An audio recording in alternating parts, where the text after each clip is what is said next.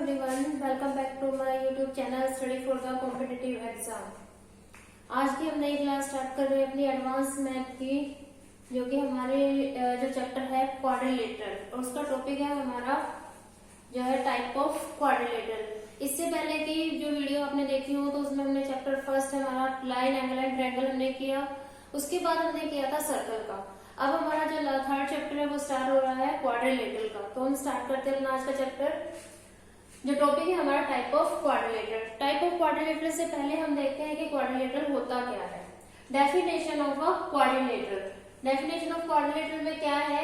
A simplest closed figure bounded by a 4 line segment. अब एक simple जो होती है हमारी क्लोज्ड फिगर होती है, जैसे कि ये बनी हुई है ABCD करके जो बनाई हुई है, तो हमारी क्लोज्ड फिगर होती है जिसमें 4 लाइन सेगमेंट होते हैं, इस called a quadrilateral.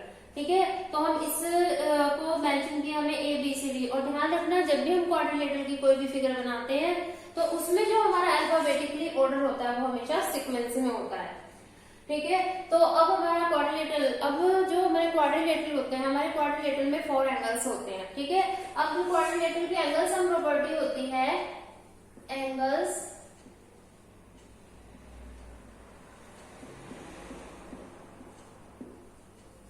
Sum property of quadrilateral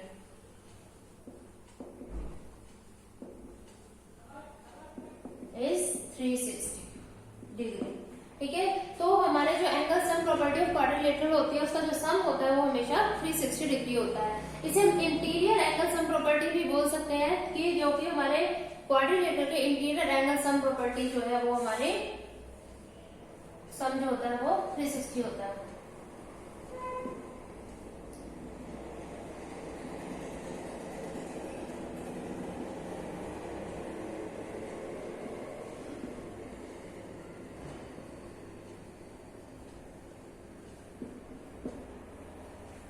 तो ये था हमारा पूरा कि क्वाड्रिलेटरल होता क्या? Simple closed bounded figure by 4 line segment is called the quadrilateral. Angle sum property of the quadrilateral is 360 and also called the interior angle sum property is 360।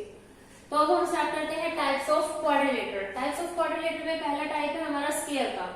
अब जो स्क्वायर होता है उसमें all sides are equal, all sides are equal and all angle is 90 degree. ठीक है, तो हमारे जो ऑल एंगल्स जो होते हैं हमारे 90 डिग्री के और ऑल साइड्स आर इक्वल, ये हमारा जो पहला क्वाड्रिलेटरल स्क्वायर। सेकंड क्वाड्रिलेटरल हमारा आता है रेक्टेंगल। रेक्टेंगल में क्या होता है? Opposite sides are equal, opposite sides are equal.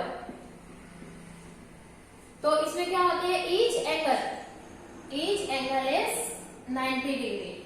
ठीक है, अब इसे हम इस तरीके से भी लिख सकते हैं जैसे कि AD is equal to BC and DC is equal to AB।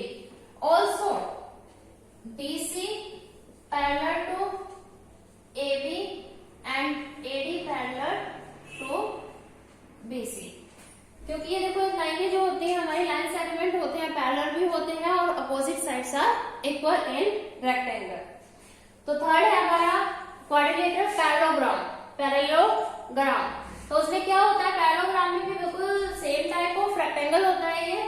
तो इसमें भी क्या होती है? हमारी अपोजिट साइड जो होती है, हमारी जो अपोजिट साइड होती है वो हमेशा इक्वल होती है।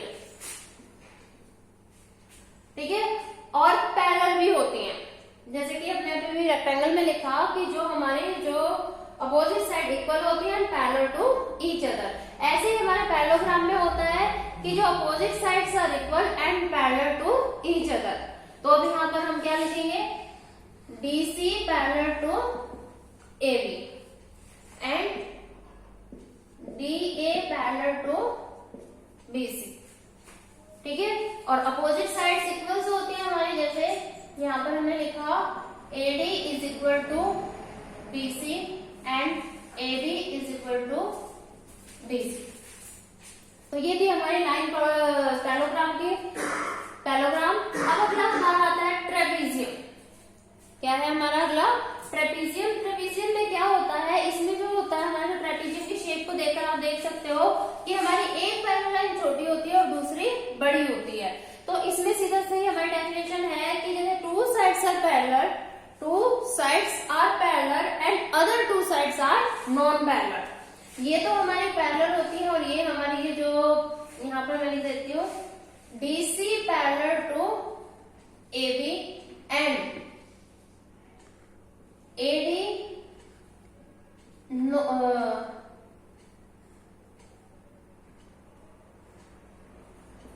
AD and BC are non parallel. ठीक है, तो जो हमारी DA और BC जो हमारी नॉन पैरेलल साइड होती है और टू अपोजिट साइड जो होती है इसकी, एक शॉर्ट लाइन होती है और दूसरी हमारे लॉन्ग साइड होती है जो कि पैरेलल होती है। अब अगला है हमारा रोम्बस। अगला पॉइंट लेके हमारा क्या है, रोम्बस। जैसे कि पैरेललोग्राम मैंने बताया कि रेक्टेंगल के बिल्कुल सिमिलरिटी में होता है, ऐसे रोम्बस भी हमारे एज अ स्क्वायर में सिमिलरिटी में होता है।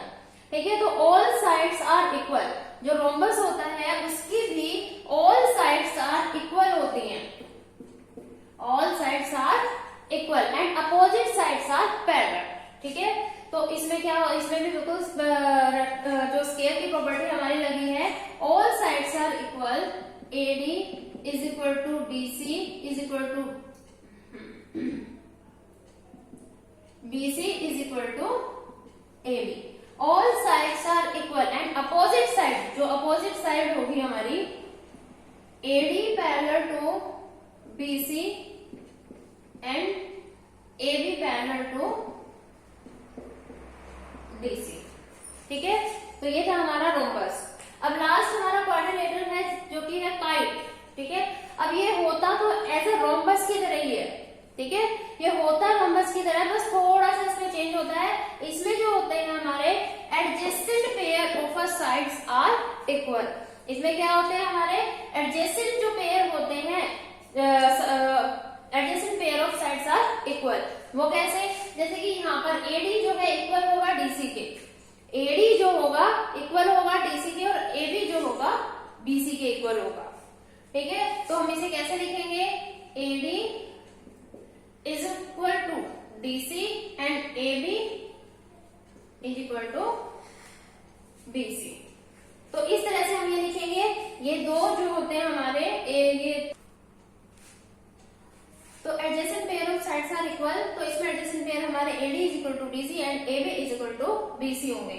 ठीक है, और इसमें जो डायगोनल होते हैं, जो डायगोनल है, जो ये डायगोनल है हमारे, इसे बाइसेक्ट करते हैं ईच अदर एट अ, जो है एक दूसरे को बाइसेक्ट करते हैं। इसके जो डायगोनल होते हैं ईच 90 डिग्री का जो है वो फिर एंगल बनाते हैं।